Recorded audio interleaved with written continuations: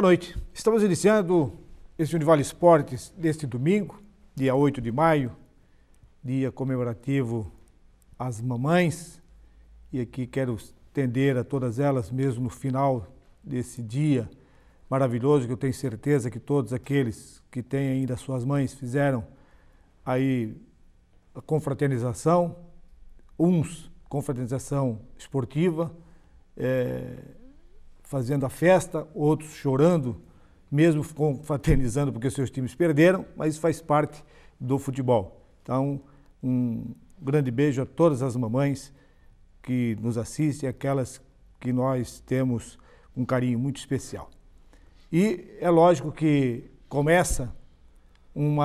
fecha-se uma página hoje, fechou-se uma página com os campeonatos regionais, todos eles encerraram hoje, e já se começa a pensar no Campeonato Brasileiro, que já começa na próxima semana, e já tem bola rolando, não vai ter folga para ninguém, não tem colher de chá.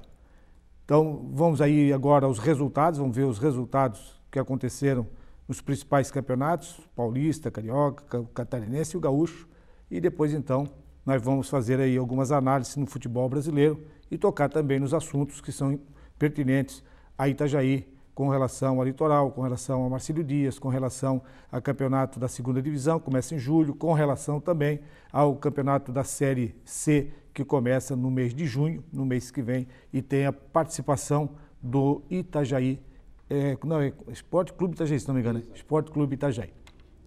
Então vamos aos resultados. Então aí, o resultado do Chapecoense empatou com o Joinville, tinha que perder com a diferença de 2 gols, o Chapecoense conquistou o título catarinense.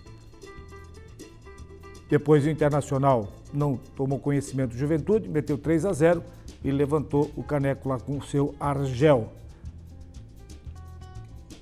O Santos passou trabalho para ganhar o Audax, mas venceu o primeiro jogo e venceu também o segundo jogo e também levantou a orelhuda, como eles chamam.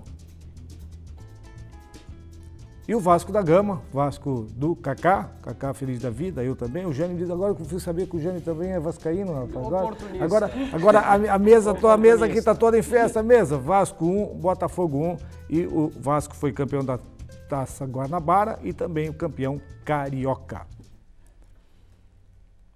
Tá aí então os resultados e vamos já começar aqui pelo lado esquerdo com o Jânio.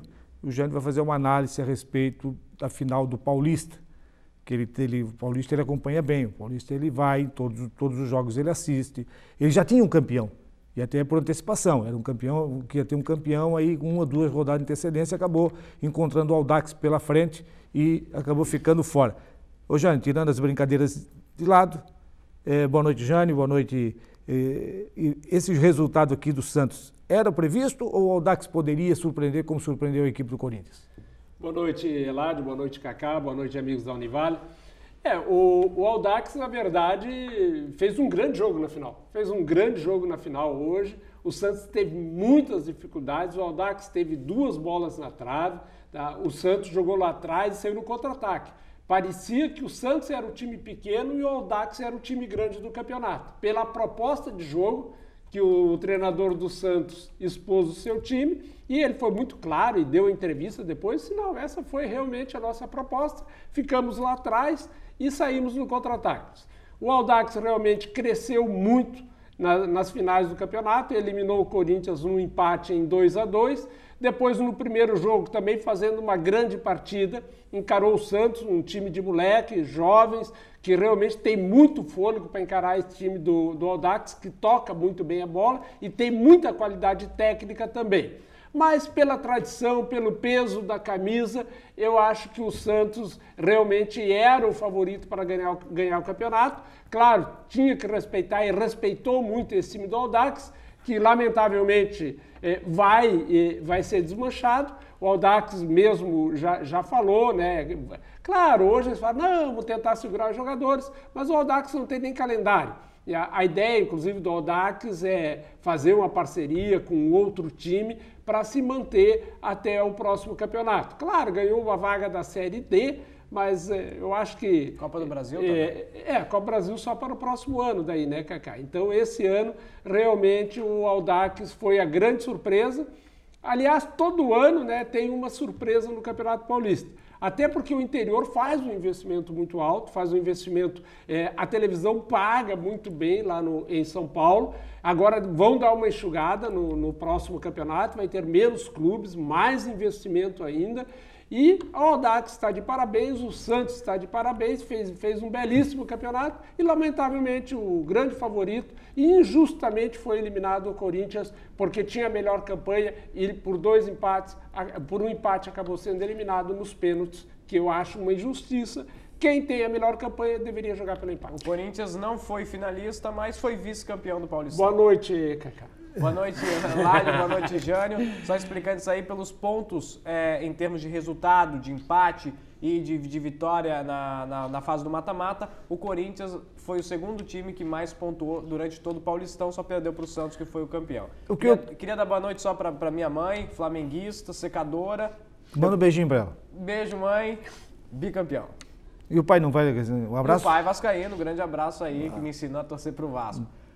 Eládio, então tá bom. Ele foi se meter no Corinthians, Eládio? Tu nem apresentou, ele já foi se meter. Mesmo molecada, o gol do Ricardo mas aqui é uma mesa de debate, realmente, é uma mesa de debate para você entrar. E falando ainda sobre o Campeonato Paulista, eu digo que o Audax, ele fez um grande favor do futebol brasileiro. É uma equipe, não é cara, é uma equipe razoavelmente, mas uma equipe que teve uma proposta de jogo, provando para todos os treinadores de futebol brasileiro de que o futebol disciplinado, o futebol coletivo, ele dá rendimento, ele dá resultado, ele pode não dar título, porque se der título é aquilo que o Jânio falou. O time de melhor campanha no Campeonato Paulista, e também estava com melhor campanha na Libertadores, é o Corinthians. Time com um elenco fabuloso. E o Audax desbancou o Corinthians. Então, o trabalho que o treinador do Fernando Diniz, né? O Diniz, ele fez no Audax, ele deu uma aula para os nossos treinadores de que futebol não é só correria, não.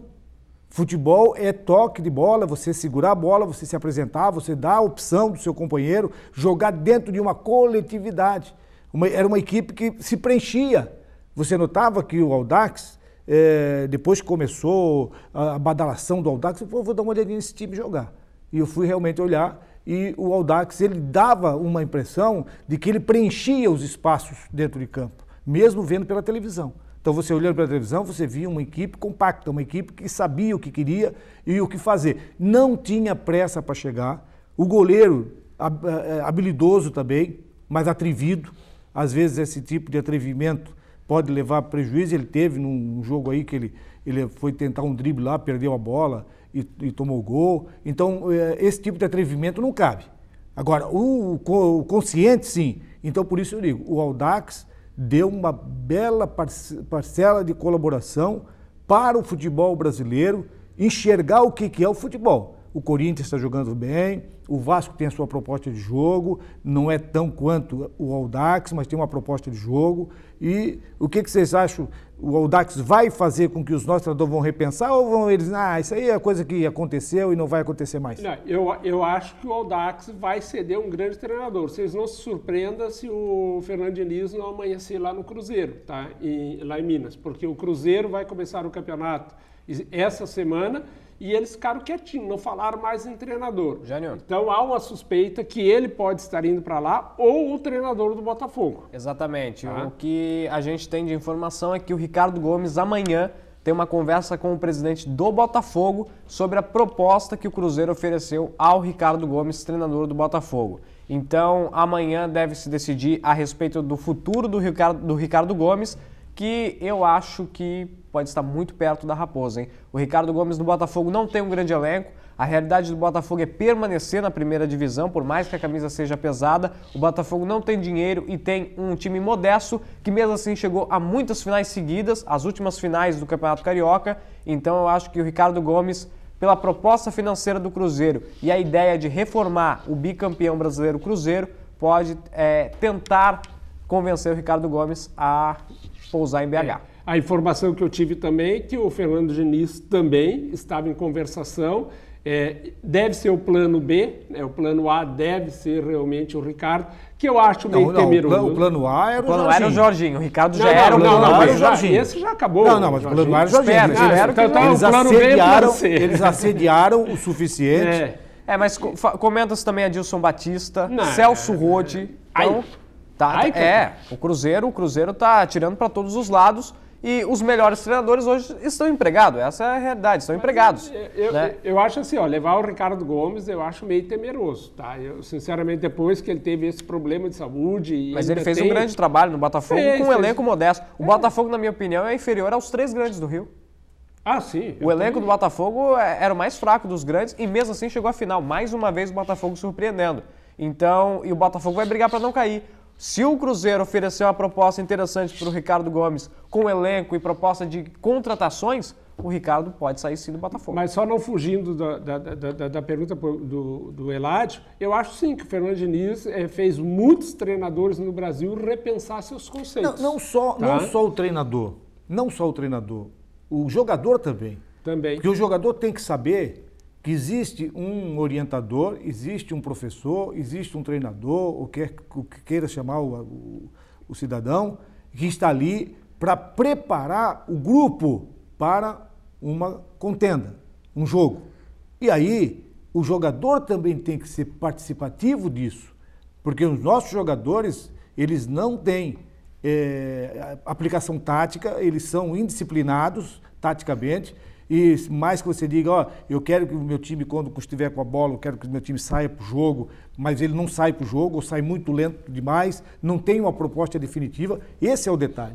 Entende? Então, não só os treinadores, mas também os nossos jogadores têm que botar a mão na consciência para saber que eles fazem parte do espetáculo. Sim. E você tem toda a razão, Eladio, porque, na verdade, o jogador ele quer fazer o feijão com arroz e acha que fazer a parte dele está ótimo. O futebol evoluiu muito. Quer dizer, e quem quer evoluir tem todas as condições com um treinador como esse, o Diniz. Ele chegou assim, meu querido, você não tem que só marcar, você tem capacidade para muito mais que isso. Eu quero que você faça isso, isso e isso. Não é só isso. Quer dizer, é um treinador visionário, que tira tudo que o jogador pode dar. Não só fazer aquilo que ele está acostumado a fazer. Você tem que tocar a bola, tu tem que aparecer para receber, tu tem que voltar, tu tem que atacar. Quer dizer, tem muitos jogadores com um potencial enorme que tem treinador que não deixa o cara jogar.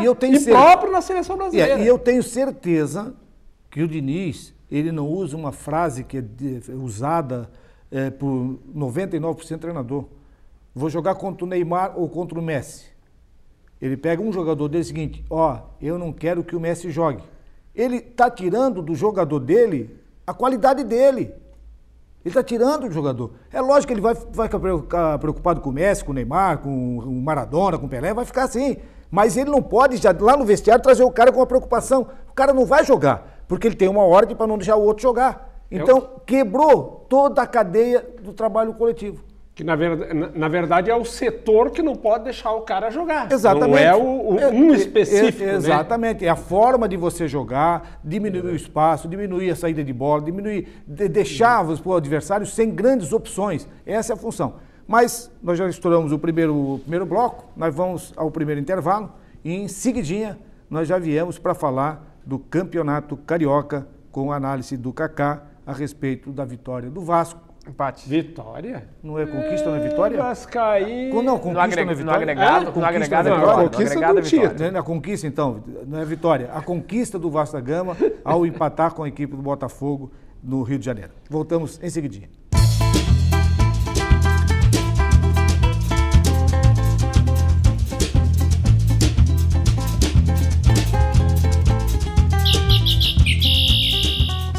Bom, estamos de volta e agora o Kaká vai fazer uma análise, se o Jânio deixar, tá?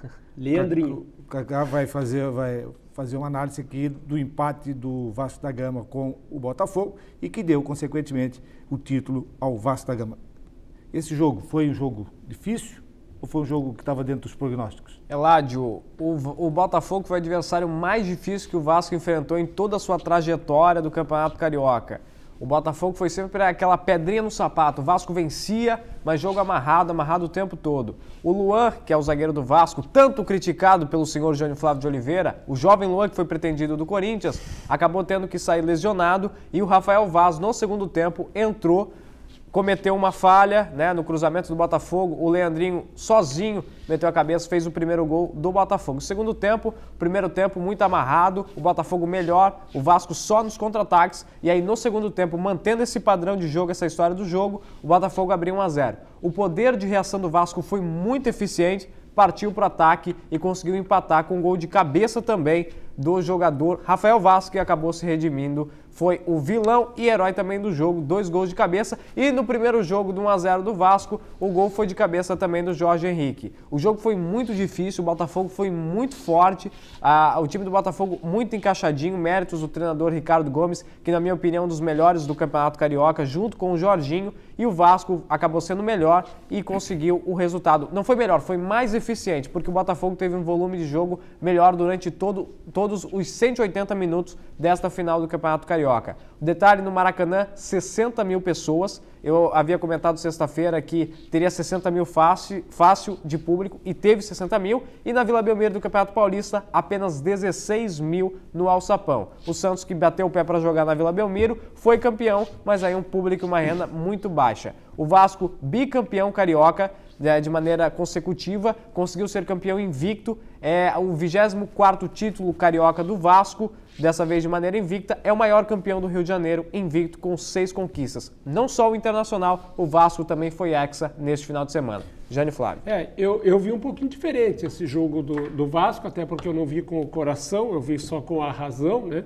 Eu vi um péssimo espetáculo, e eu estava assistindo o jogo até com meu filho, que é vascaíno, e eu falava para ele: meu filho do céu, você não viu o Roberto Dinamite, você não viu o Giovani, você não viu o Orlando Lelé. Mas ele tá vendo Nenê. Mas ele tá vendo Nenê. Tá vendo... Pelo amor de Deus, pelo amor de Deus, é imortal. Tecnicamente, terrível o jogo, meu Deus, só chutão. Olha, o Nenê é o melhor jogador carioca? Hã? O Nenê? Agora você vê foi como eleito. É que tá o futebol carioca. Não, mas tu vai dizer quem que você viu não gosta do Nenê? Adílio, Andrade, Zico, quem viu o Mário no meio do mas campo hoje a realidade é diferente. Mas eu sei, mas eu estou fazendo uma análise e um comparativo. E que goleiros, futebol. Hein? O Martin Silva e o Jefferson. Que goleiros que o Vasco e o Botafogo tem. O Martin Silva fazendo milagres, o Jefferson muito seguro. O Jefferson falhou no gol domingo passado e falhou no gol de hoje. Não, ele não falhou. Na pequena área, a bola é do goleiro. Ele tomou um gol na pequena área. Foi méritos do cruzamento do Nenê. Era 35 minutos de jogo, tinha dado 20 faltas para um lado, 20 faltas para o outro. Era só chutão, não se dava 3 toques na bola. Muita raça, muita determinação, isso eu tenho que reconhecer, tá? Os ataques inoperantes, o Vasco não tem um centroavante, o Vasco jogou com 2 homens abertos, né? O que adianta aí trocar passes como o Corinthians faz, e aí chega na hora da finalização e não faz o gol? O Kaká, é que assim, meu amigo, tá?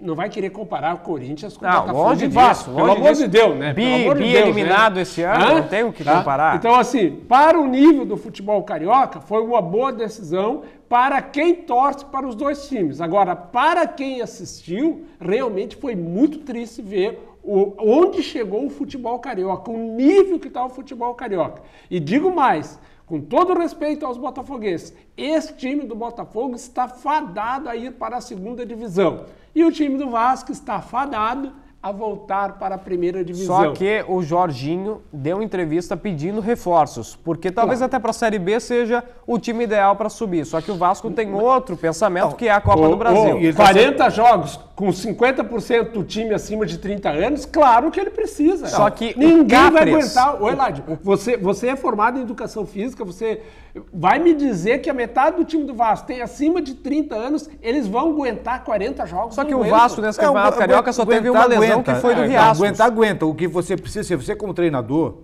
você tem que ter um banco à altura. Mas então... Quando você olha para o banco, pede. você olha para o banco, você vai ter a condição de dizer o seguinte: eu posso tirar o Jânio e colocar o Kaká. Mas se é o seguinte, mas eu vou tirar o Jânio e vou botar quem? O que eu vou fazer? Se eu olhar para o banco e não tem esse jogador. Então você precisa ter o elenco na sua mão. O grande diferencial do Corinthians e do Vasco é a reabilitação que eles têm com os jogadores, a recuperação que eles dão para os jogadores. O Vasco teve uma lesão apenas no Campeonato Carioca, que foi o Riascos, durante o jogo. Então o Capres, que é um trabalho fenomenal que o Jorginho deu destaque na coletiva, é o que está sendo diferencial para o Vasco, que mesmo com um elenco de trintões, consegue fazer grandes atuações de resultados. Tecnicamente, o Campeonato Carioca foi muito fraco. O Vasco jogou muito abaixo do que o Vasco dos anos de glórias, exatamente como o Jânio falou. Só que o Capres é o grande trunfo do Vasco. Essa é a realidade. E o Corinthians também com a recuperação de atletas, que foi o caso do próprio Renato Augusto, que na conquista do Hexa se emocionou lá em São Januário. Então já vamos colocar aqui, que não está aqui na tabela, nós não temos o resultado, até para brindar aqui o Emerson, que ele é atleticano, Atlético Paranaense. Então o time do Emerson foi campeão, contra o Curitiba. 5-0 no agregado, né? Ganhou de 3-0 na Arena da Baixada e 2-0 no Couto Pereira. Porque no time do Atlético não teve adversário? Pois é, procura-se o Kleber Gladiador, que foi o artilheiro do Campeonato Paranaense e que sumiu na decisão. Quando precisou, sumiu. E outro detalhe, o Walter apareceu. O Walter fez gol na decisão e na entrevista, lá naquela comemoração, ele falou que hoje ele vai comer 5 coxinhas. 5 coxinhas o Walter. Assim, ó, o Eladio, o Curitiba estava sem 4 jogadores titulares, tá? Suspensos e machucados também. Eu acompanho futebol paranaense há muitos anos, até porque morei muito tempo no Paraná, morei em Curitiba e morei em Ponta Grossa por um bom tempo e conheço muito bem. Eu não lembro na história dos Atletibas, de finais de Atletiba, tá? Um time tirar uma diferença tão grande quanto o Atlético Paranaense tirou. E olha que o Atlético fazia 5 para 6 anos que não era campeão paranaense, estava correndo atrás desse título. O Londrina foi campeão, o Ponta Grossa lá, o Operário foi campeão. Os da capital estavam tomando pancada. Mas é que o Atlético na pré-temporada disputava na Europa, né? Abria mão do Campeonato Paranaense. 2 anos o Atlético jogou com o Sub-23, tá? Aquele negócio lá do Petralha, lá de fazer pré-temporada nos Estados Unidos, daí a torcida começou a cobrar um campeonato estadual, porque todo mundo fala assim, ó, tem que acabar com o estadual, mas estadual derruba técnico, estadual derruba jogador, estadual faz pinchar muro, faz tudo, ameaça. Ainda é muito forte ainda os estaduais. Queiram ou não queiram, ele é muito forte. Principalmente nesses estados emergentes do futebol, que é o caso do Paraná, Santa Catarina, que não tem tanta expressão em nível nacional. E no Paraná, lá no Paraná, vocês não imaginem a rivalidade que é. Só que é muita violência no Paraná. Lá eles costumam quebrar os terminais de ônibus, eles costumam fazer uma barbaridade lá. Desculpa, Cacá. Hoje eu estava vendo o jogo do Vasco, assim de mulheres, Vasco e Botafogo, coisa linda, criança, esposa. Aí até minha esposa estava vendo, você está vendo isso aí? Ó? Sabe por quê? Onde eles estão não tem torcida organizada, com todo o respeito que eu tenho pela torcida organizada, porque sempre vai ter marginal no meio de torcida organizada. O dia que acabar isso, no futebol brasileiro, aí sim, o nosso futebol vai voltar a ser amado pela torcida, tanto masculino quanto feminino. Ô, Gênio, só voltando no Campeonato Paranaense, eu quero ver como vai ficar a situação do Paulo Autuori, que foi finalista da Primeira Liga, o Atlético Paranaense acabou perdendo a decisão para o Fluminense na Primeira Liga e foi campeão paranaense. Então o Paulo Autuori entra no Campeonato Brasileiro com o Atlético Paranaense, tranquilo e com um favoritismo de arrancar nesse início, né? E o Gilson Kleina no Curitiba. Tomou goleada na decisão e não chegou longe na Primeira Liga. Situação complicada do Coxa que, nos últimos anos, brigou contra o rebaixamento. E feio, hein? E um detalhe que tem que se levantar aqui, tudo isso aí, a vitória do Atlético, agregado 5 gols, tem a ver com a grama sintética? Eu acho que tem. Tem? Eu acho que tem. Tu acha que ela tem diferença? Tem diferença sim, tem diferença. Inclusive... Quer dizer, então quem jogar lá contra o Atlético vai ter dificuldade. Vai ter muitas dificuldades. A bola é muito rápida no sintético, tá? Ela pula mais, apesar do amortecedor que se coloca embaixo, agora colocaram aqui no Barroso também.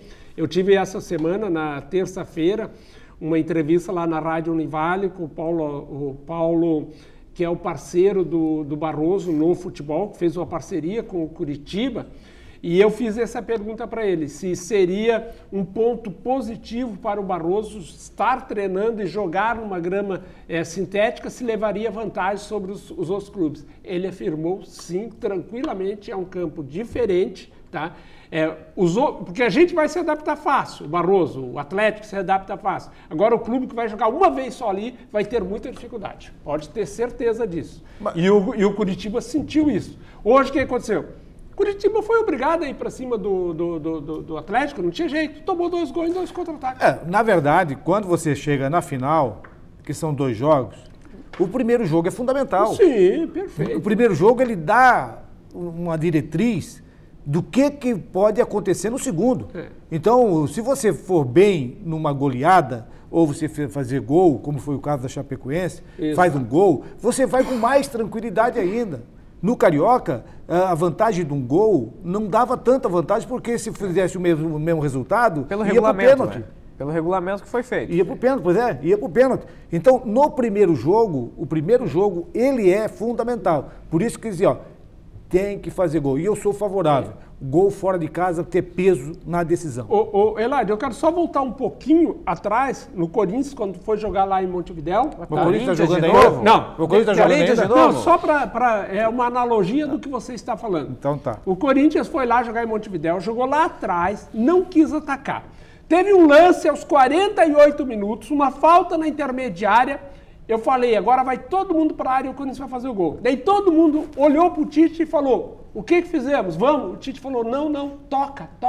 Tocaram, acabou o jogo. Aí vieram jogar em casa, 2-2, ficaram fora. Por que não arriscaram fazer um gol fora? É isso que eu digo. Tá, então, já que o Corinthians cansou... Não. Intervalo, a gente vai voltar. Nós vamos para o intervalo. Mas Corinthians não, segundo bloco, e em seguida nós vamos daí falar também do Campeonato Gaúcho e... Argel. E o Mineiro também, vamos falar ainda dos campeonatos. Voltamos em seguidinho.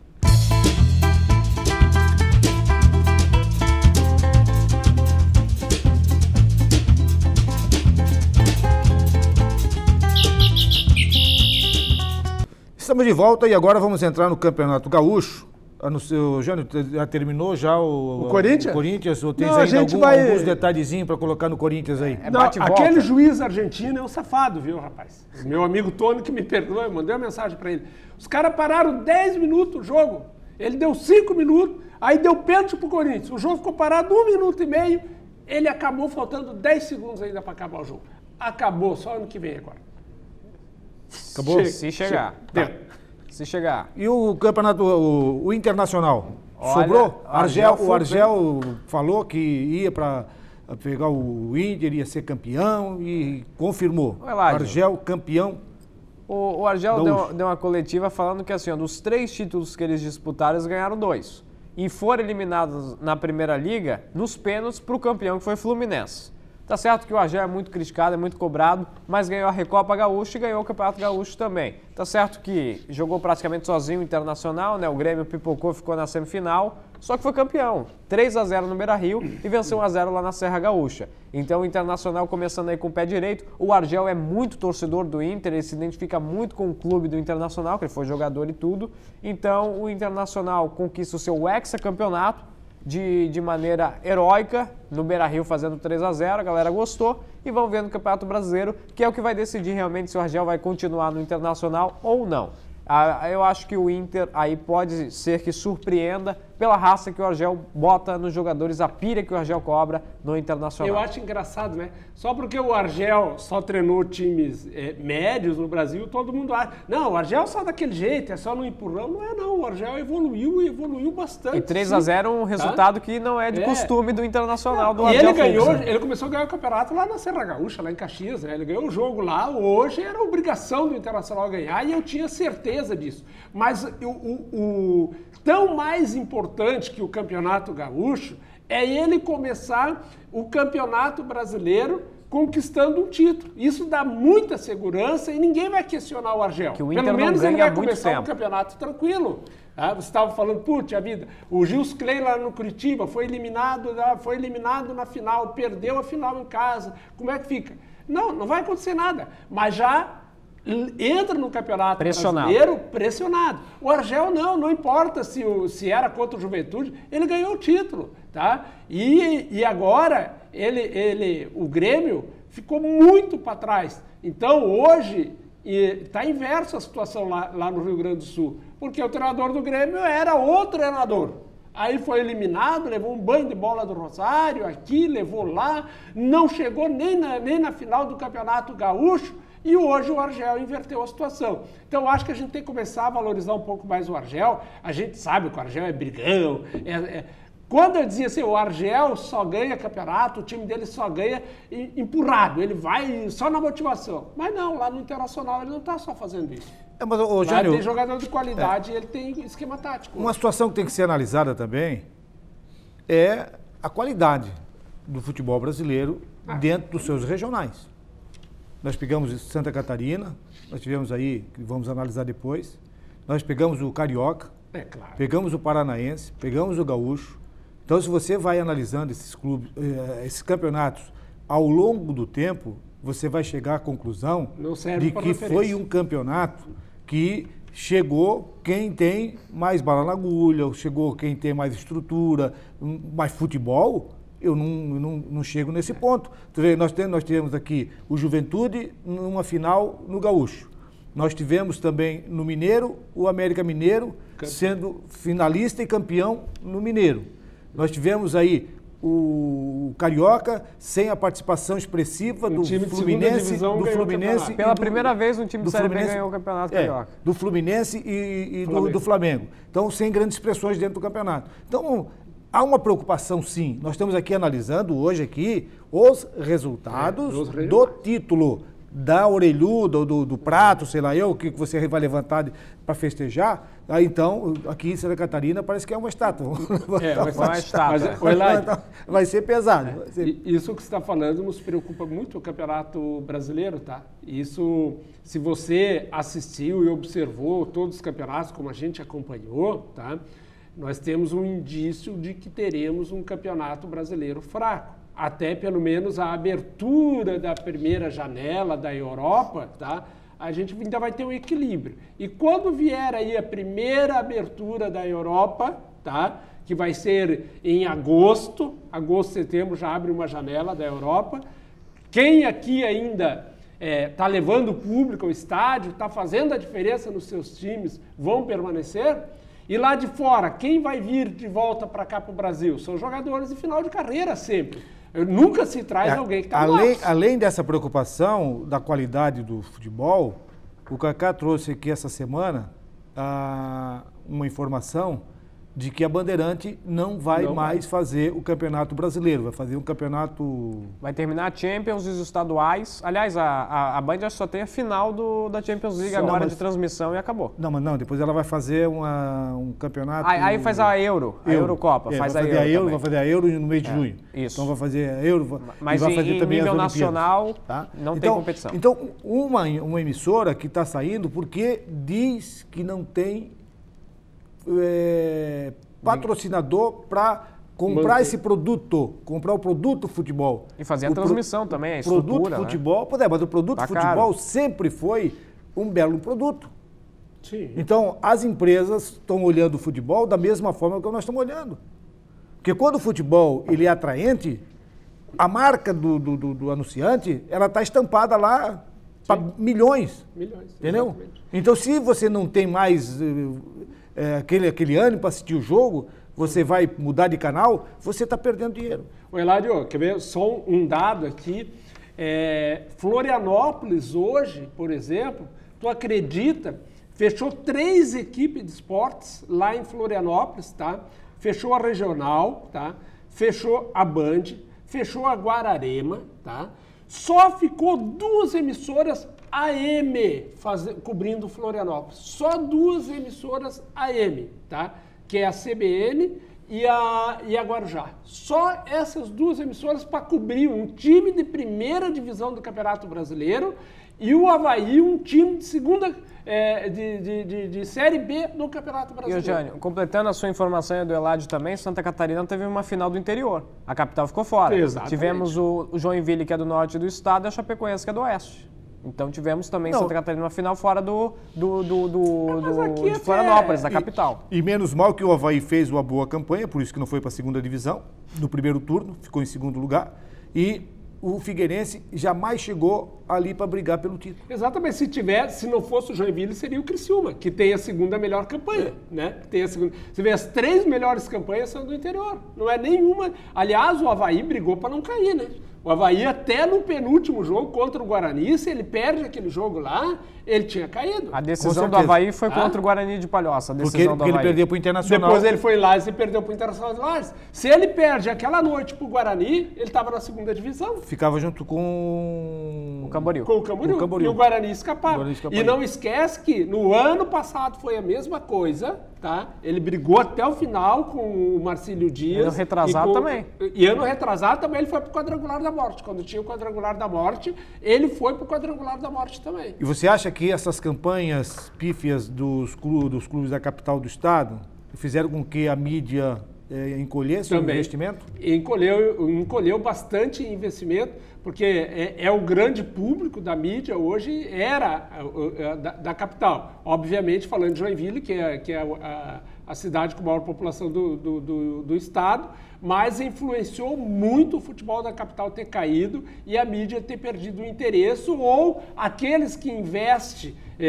nos campeonatos, nas emissoras, pararam de investir. Mas também. qual que é claro, agregado junto à crise que nós passamos. Qual que é a perspectiva para a dupla da capital? O Avaí, na minha opinião, vai brigar contra o rebaixamento da Série C e não brigou pelo título do Catarinense esse ano. Figueirense briga contra o rebaixamento da Série B do Brasileiro. Na minha opinião, o Figueirense está muito perto do rebaixamento. Também não foi para a decisão esse ano. Aí acaba perdendo o atrativo também dos clubes da ilha, né? Porque não tiveram em bom rendimento nos últimos Tem sérios problemas de gestão. Mas esse detalhe aí, ele não é tão desastroso, porque se nós sair de estado para estado, nós vamos chegar ao seguinte, por mais que esteja jogando mal, tem gente jogando tão mal quanto. Exato. Então não tem assim... isso que desanima a gente. O futebol brasileiro está numa decadência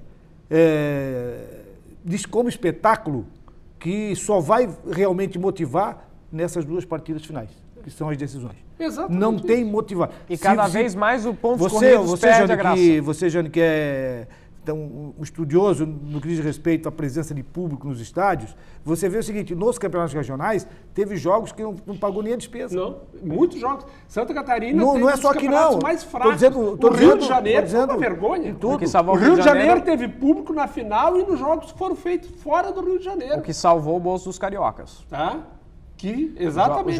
Jogo na Arena da Amazônia, na Arena lá no Distrito Federal, Juiz de Fora, teve bom público também. Então foi isso que salvou a renda dos cariocas no campeonato estadual de lá. Então a gente fica imaginando como vai ser o brasileiro. Vamos torcer que haja uma recuperação, que acabe esse negócio de violência nos estádios, que voltou a acontecer novamente. Hoje nós tivemos um fato lamentável lá em Alagoas. Quer dizer, temos que parar, começar a analisar isso. Problema de gestões, que vai acabar, tá? Com o advento do Profut agora, tá? Essas questões de gestões temerárias vai ter que acabar. Nós temos problema de gestão em Florianópolis seríssima. Temos problema de gestão aqui em Itajaí seríssima, tá? Então os clubes, os conselhos deliberativos, os sócios terão que ter muito cuidado daqui para frente para escolher os seus comandantes. O Profut, eu tive conversando com alguns juristas e eles me deram um norte para me analisar que me deixou preocupado. Porque é inconstitucional o ato do governo se meter na proibição do time jogar futebol porque não tem o CND. Isso é inconstitucional. Então, o primeiro clube que for impedido de jogar porque não conseguiu o seu CND, ele entra na justiça e ele vai lá no superior e no superior ele vai ganhar, porque é inconstitucional. Segundo esse jurista, ele diz o seguinte, a competência de quem é credor é cobrar. Vai cobrar, vai mover uma ação, vai protestar, vai fazer o que quiser. mas não ingerir dentro da competição.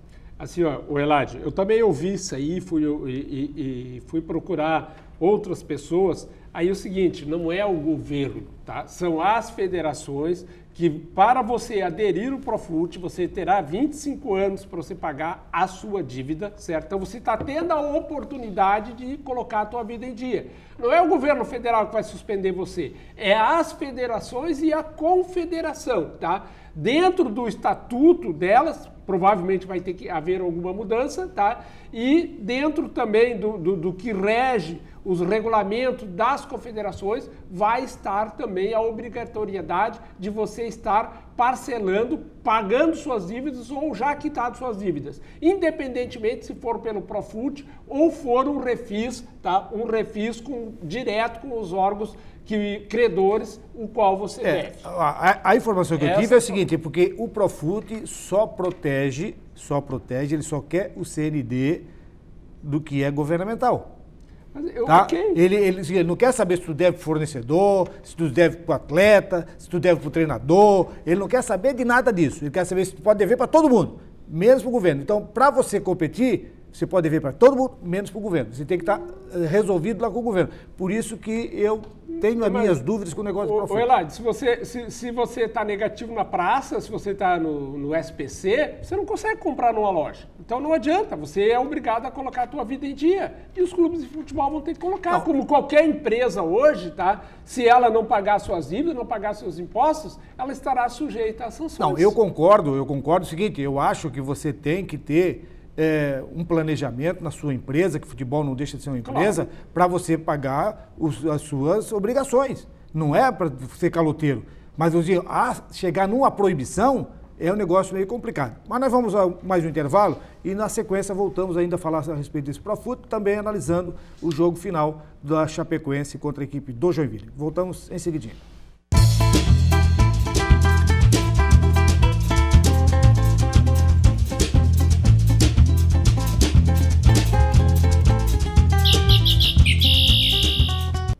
Estamos de volta agora também já com o nosso último bloco. E aí o Cacá não falou a respeito do Profut, Cacá. O que você sente?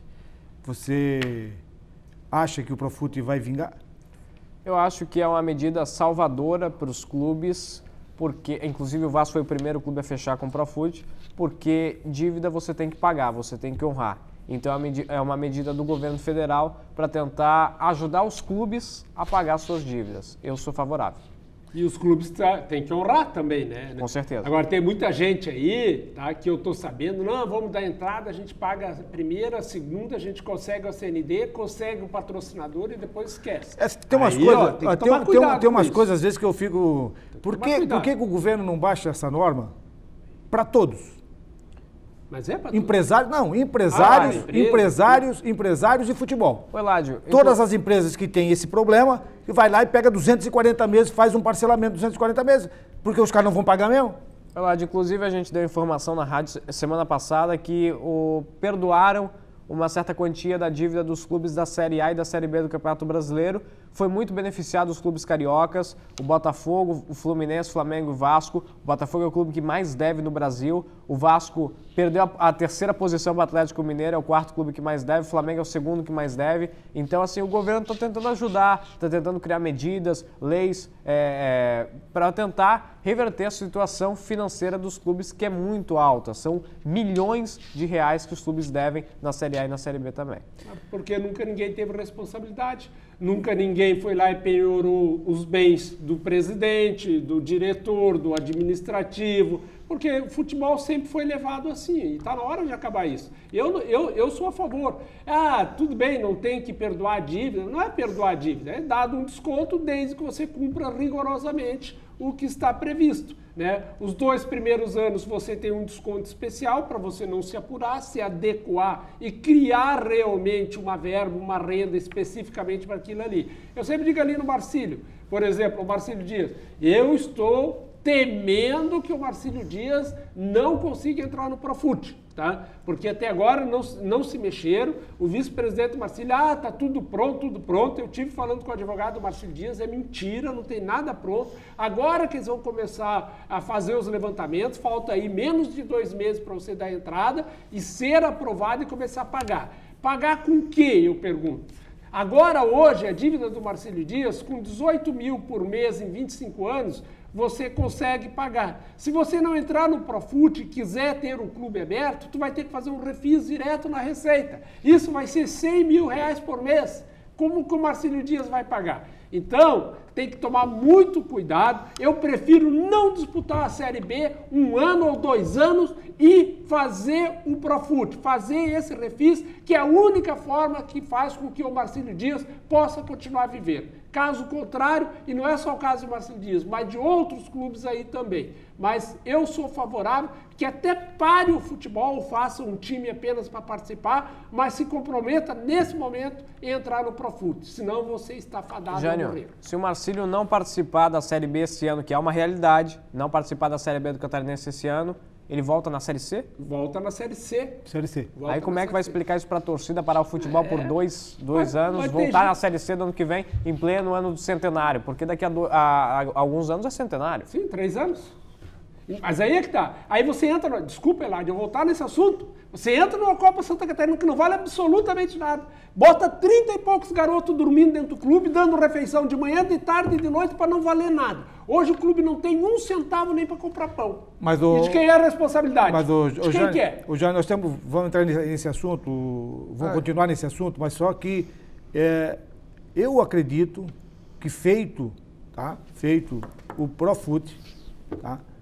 Poucos clubes da Série A, Série B, Série C, aqui em Santa Catarina vão ter condições.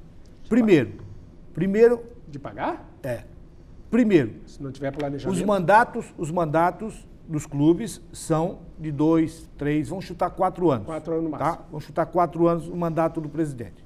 O presidente sai e o outro vai pegar.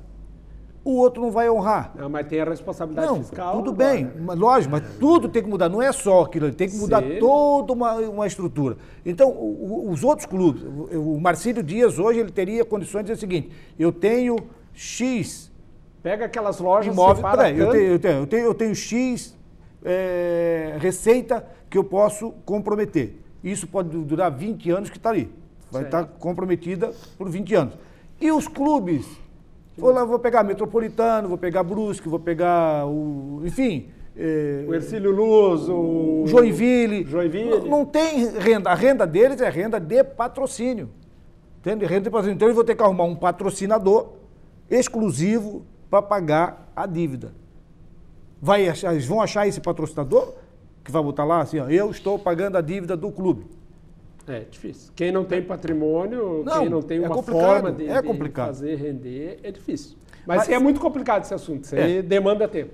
Mas nós daqui a pouco estoura o nosso tempo aqui, vamos logicamente fechar o nosso campeonato com o jogo da Chapecoense contra o Joinville. A Chapecoense fez um bom primeiro turno, foi campeão. O Joinville fez um bom segundo turno, foi também o primeiro colocado. Foram para a final, mas já era quase que cantado que a Chapecoense iria ser campeão. Mas não foi tão fácil quanto se pensava que seria a vitória da Chapecoense. O Guto Ferreira, que é o treinador da Chapecoense, deu uma entrevista falando: a gente sempre foi dado como campeão catarinense esse ano. Eles nunca se consideraram campeão catarinense, mas eles não fugiram da responsabilidade de buscar esse título. A Chapecoense sempre foi o melhor time catarinense nesse ano do Campeonato Catarinense, só que teve algumas quedas, como qualquer time. A Chapecoense viu o Joinville chegar, a Chapecoense viu o Criciúma incomodar, então sabia que não estava sozinha na disputa por esse título. Na Arena Joinville já fez com muita autoridade o placar de 1-0, que credenciaria a estar muito perto do título do Campeonato Catarinense. E na Arena Condá viu o Joinville empatar no agregado, fazer 1-0 em plena Arena Condá, mas foi buscar o empate com o Bruno Rangel, que é ídolo da torcida, é o maior artilheiro da história da Chapecoense e é o artilheiro do Campeonato Catarinense também. Saiu do banco para empatar e dar o título para o Verdão do Oeste, que com muita autoridade, com muita raça, conseguiu levar aí esse título e a 5ª estrela para Chapecó, que a Chapecoense é merecedora desse título e vem muito forte para o Campeonato Brasileiro, brigando pela permanência, mas pode sonhar por coisas maiores, como a Sul-Americana, de repente, que a Chapecoense pode disputar, ou até a Copa do Brasil, que a Chape está viva. A Chapecoense é um dos melhores times de médio porte nesse ano do Campeonato Brasileiro e venceu o estadual com muita autoridade. Eu também vi da forma que o Kaká viu. Finalmente, hein? Não, só não concordo com o Vasco. Foi um jogo muito difícil, muita chuva, né, Eladio? O primeiro tempo foi o campo totalmente molhado, quer dizer, inclusive o árbitro parou por 10 minutos. Quero árbitro. Hã? Sandro Merahit. E o primeiro jogo, o Weber Roberto Lopes. A bolinha sabia o negócio, né? Mas eles colocaram as duas bolinhas. Não, foi definido. Foi definido. Mas eu acho justo. Foi definido que o Weber fazia o primeiro jogo e que o... Não, mas a bolinha caiu, né? Quem caísse primeiro fazia o primeiro e o segundo jogo, acho que foi isso. Sim, não, mas só os dois aqui foram. Mas eram os melhores. Um estava o jogo e o outro estava o árbitro FIFA. Aliás, foi muito tranquilo, né? E a Chapecoense fez por merecer ganhar o campeonato. Eu gostaria aqui de dar um crédito muito especial para o Emerson Maria, tá? Que fez um trabalho fantástico no Joinville. Para os dois, né, Jean? O Guto Ferreira também. O Guto também fez um belíssimo trabalho e ganhou com autoridade o Campeonato Catarinense. Seria uma injustiça se a Chapecoense não ganhasse esse campeonato. Agora, seria uma injustiça também, tá? Se o Joinville perdesse as duas partidas. O Joinville perdeu o campeonato domingo passado, todos nós já sabíamos disso, tá?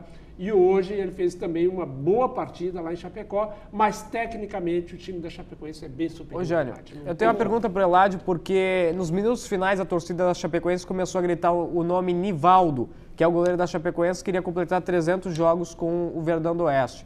O Guto Ferreira botou o Iorra no final. Vocês acham que o Nivaldo merecia entrar nesse último jogo com o título da Chapecoense e comemorar junto, dentro de campo? A torcida pediu o Nivaldo. Eu acho que sim, até porque o Joinville teria que fazer 2 gols, ele poderia até lá nos últimos minutos, só para brindar, né, para não empanar a trajetória dele como treinador, para fazer o resultado. Primeiro, eu quero ser campeão.